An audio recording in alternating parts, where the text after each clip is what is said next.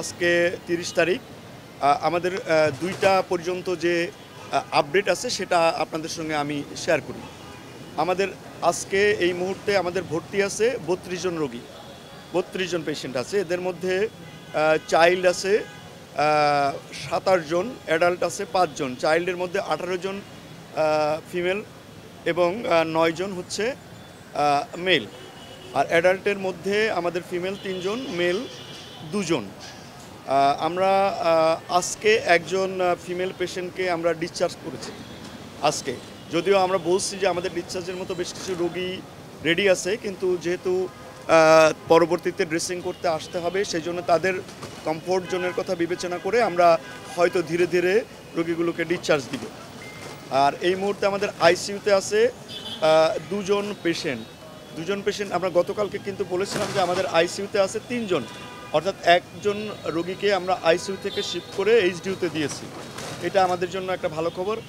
আর সার্বিক ভালো খবর আমরা যেটা বলেছি যে আমাদের কোনো রোগীকে আমরা আজকেও আমরা কোনো রোগীকে আমাদের হারাতে হয়নি। এটা আমাদের জন্য একটা ভালো খবর, আমাদের সবার জন্যই একটা ভালো খবর।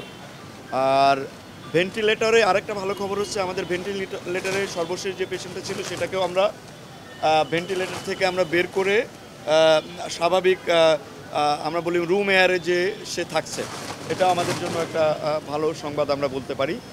আর বাকি আমাদের মেল এইচডিইউতে 3টা, ফিমেল এইচডিইউতে 5টা, পোস্ট অপারেটিভে 4টা, কেবিনে 18টা, 19টা পেশেন্ট ছিল। কেবিন থেকে একটা পেশেন্টকে আমরা রিলিজ দিয়েছি। আর ক্রিটিক্যালের ব্যাপারে যে আমাদের 3 জন পেশেন্ট এখন ক্রিটিক্যাল কন্ডিশনে আছে এবং আমাদের 7 জন পেশেন্ট সিভিয়ার কন্ডিশনে আছে।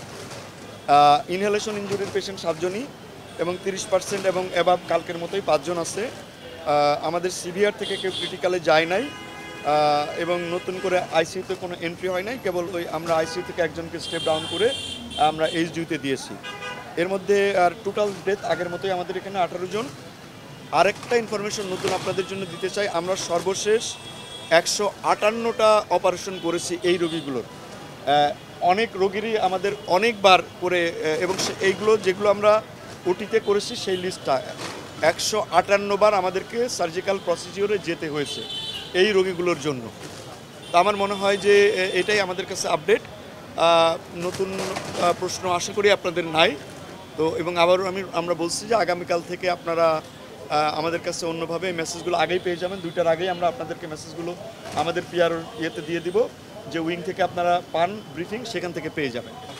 এটা অবশ্যই হয়েছে, এটা মানে এটা আমাদের রুটিন প্রসিডিওর, এটা রুটিন প্রসিডিওর। এইটা রোগীগুলো যতদিন পর্যন্ত আমাদের এখানে থাকবে আমাদের এই প্রসেসটা অব্যাহত থাকবে। তারপরে ওনারা চলে গেলেও আমাদের এই পদ্ধতিতেই আমরা প্রতিদিন ডিসকাশন করার পরে আমরা ডিসিশন নিব। আমরা আপনাদেরকে এই তথ্যগুলো আগেই দিয়ে দিয়েছি, প্লিজ এগুলো নিয়ে নেন, রিপিটেশনের দিকে আমরা না যাই। আমরা কিন্তু বলেছি যে আমাদের 3 জন ক্রিটিক্যাল, 7 জন সিভিয়ার আছে, অর্থাৎ এই 10 জন পেশেন্ট কিন্তু সবাই আশঙ্কাজনকেরই অবস্থায় আছে।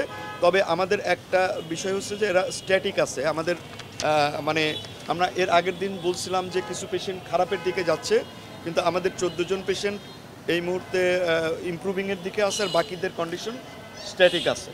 আইসিইউ বাদে আরেকজন পেশেন্ট ক্রিটিক্যাল আছে, যেটাকে ভেন্টিলেশনের বাইরে। তো এখন সবাই তো এখন ভেন্টিলেশনের বাইরে, কিন্তু আইসিইউতে নেই, তাও ক্রিটিক্যালে আছে। কারণ আইসিইউতে আমরা অনেক সময় পেশেন্টকে শিফট করি তাদের সুবিধার জন্যই।